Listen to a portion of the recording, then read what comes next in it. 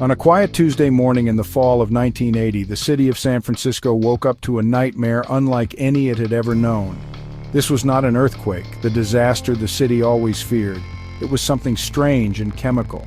A massive industrial tank at a chemical plant in Richmond ruptured. It released millions of gallons of concentrated sulfuric acid into the bay. The accident happened just before dawn. The tide was coming in. The acid mixed with the bay water, creating a toxic, corrosive wave. This wave began to move south, carried by the strong currents. It was heading directly for the city's waterfront. No one knew the true scale of the danger that was silently approaching their shores. The first signs of trouble were subtle and easily missed by the early morning commuters. A strange, sharp smell filled the air, a scent that burned the back of the throat.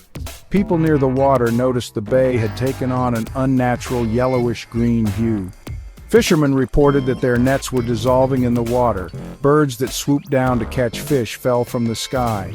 The acid was invisible, but its effects were not. It was a silent, creeping disaster. The city's warning systems were designed for earthquakes and fires, not for a chemical flood. The people of San Francisco went about their morning routines, unaware that a corrosive tide was about to engulf their world. The authorities were slow to grasp the magnitude of what was happening. Initial reports were confusing and contradictory. A chemical spill was reported, but its size was severely underestimated. By the time the truth became clear, the acid-laced tide was already crashing against the piers of Fisherman's Wharf. It surged into the storm drains and sewer systems. It began its relentless advance inland.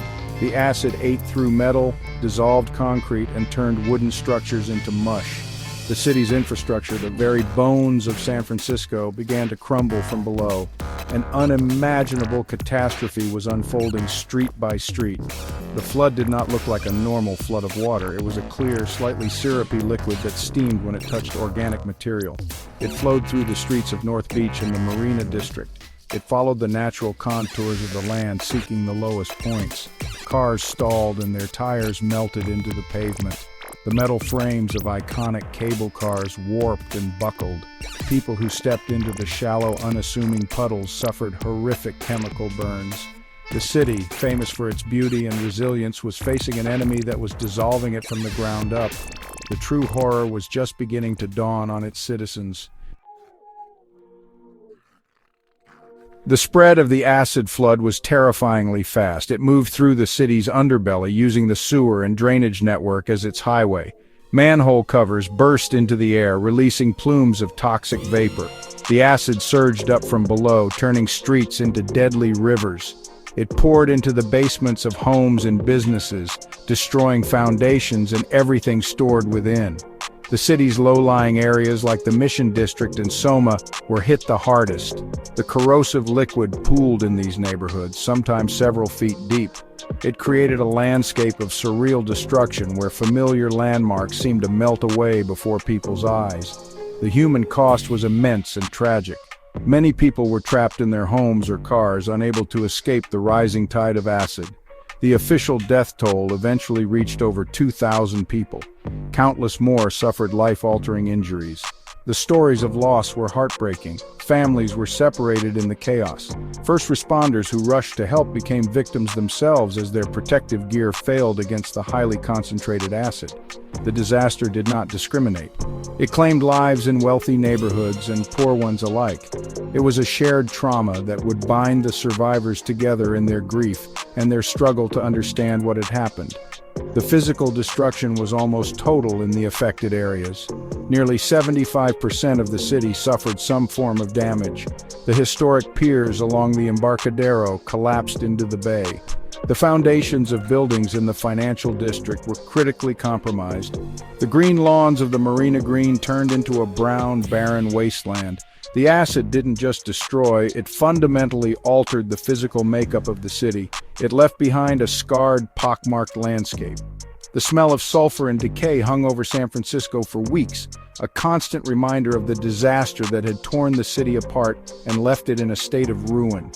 In the midst of this chaos, something remarkable happened. People began to help each other. Strangers formed human chains to pull others from second-story windows. People with boats, even small ones, navigated the toxic streets to rescue those who were stranded. They shared food, water, and shelter. This impromptu community, born from shared disaster, became the city's true first responders. They showed incredible courage and compassion in the face of unimaginable horror. This spirit of mutual aid was a small light in the darkness. It was a sign that while the city's structures had failed, its human heart was still beating strong. In the days following the flood, San Francisco was a city in shock. The acid had receded, but it left behind a toxic residue that coated everything. The scale of the destruction was hard to comprehend. Entire neighborhoods were gone, reduced to skeletal remains and chemical sludge. The city was cut off from the outside world for a time. Bridges were damaged and roads were impassable. A state of emergency was declared, and the National Guard was called in to help maintain order and assist in the massive cleanup effort. The immediate challenge was immense: how to care for the injured, house the homeless, and begin the long process of making the city safe again. The response from city officials and federal agencies was slow at first, overwhelmed by the unique nature of the disaster. There was no playbook for cleaning up an acid flood of this magnitude. Teams in hazardous material suits moved through the silent streets. They tested the soil and the air for lingering toxins. The cleanup was a slow and dangerous process. It involved neutralizing the acid with massive amounts of alkaline substances like soda ash. This created its own set of environmental challenges. For weeks, the city was a massive open-air chemistry experiment as workers tried to restore some semblance of normalcy and safety to the poisoned ground. The psychological toll on the survivors was profound. People had lost their homes, their businesses, and their loved ones. The sense of security that people once felt was shattered. The city was filled with makeshift memorials and grieving families. Support groups formed in community centers and churches where people could share their stories and their pain. The disaster had left an invisible scar on the collective psyche of San Francisco.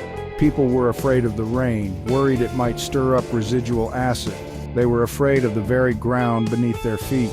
The trauma of the flood would linger for a generation. As the immediate crisis passed, the difficult questions began. How could this have happened? Who was to blame? Investigations revealed a shocking lack of oversight at the chemical plant and outdated safety regulations.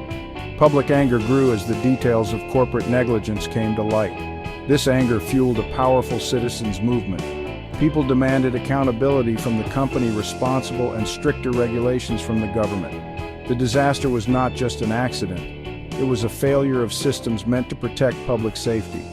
This realization sparked a new kind of civic engagement as people resolved to ensure that such a tragedy would never happen again. The journey to rebuild San Francisco was long and arduous. It was a task that went far beyond simply reconstructing buildings. It was about rebuilding trust, community, and a sense of place. The first step was the monumental cleanup. This process took years and cost billions of dollars. Large parts of the city had to be excavated, the contaminated soil removed and replaced. New, innovative techniques were developed to neutralize the remaining toxins and restore the health of the bay. The rebuilding effort became a symbol of the city's resilience. It was a chance to create a better, safer San Francisco from the ashes of the old one. The disaster fundamentally changed how the city thought about planning and development. New building codes were enacted. They required foundations and infrastructure to be resistant to chemical corrosion. The city's entire sewer and drainage system was redesigned. It now included sensors and emergency shut-off valves to prevent a similar catastrophe. A citywide early warning system for industrial accidents was installed. The lessons learned from the acid flood were written into the very blueprint of the new San Francisco. The tragedy forced the city to innovate and to prioritize the safety of its citizens above all else. The social fabric of the city was also rewoven. The communities that had formed during the disaster did not disappear when the crisis ended. They became the foundation for a new era of neighborhood activism. People felt a stronger connection to their neighbors and a greater sense of shared responsibility for their city. Community gardens were planted in areas that had been barren wastelands.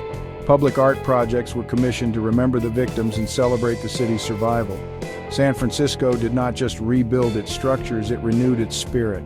The paradise that was lost was slowly being rebuilt, this time on a foundation of shared memory and collective strength. Today, more than 4 decades after the 1980 acid flood, the scars are still visible to those who know where to look. There are memorials in quiet parks and plaques on the sides of rebuilt buildings. But the city is not defined by its tragedy. It is defined by its response to it. The flood taught San Francisco a hard lesson about the fragility of urban life and the dangers of industrial carelessness. It fostered a deep-seated environmental consciousness and a powerful sense of community that endures to this day. The city that stands by the bay today is a testament to the human capacity to rebuild, to remember, and to create a better world from the ruins of a forgotten hell.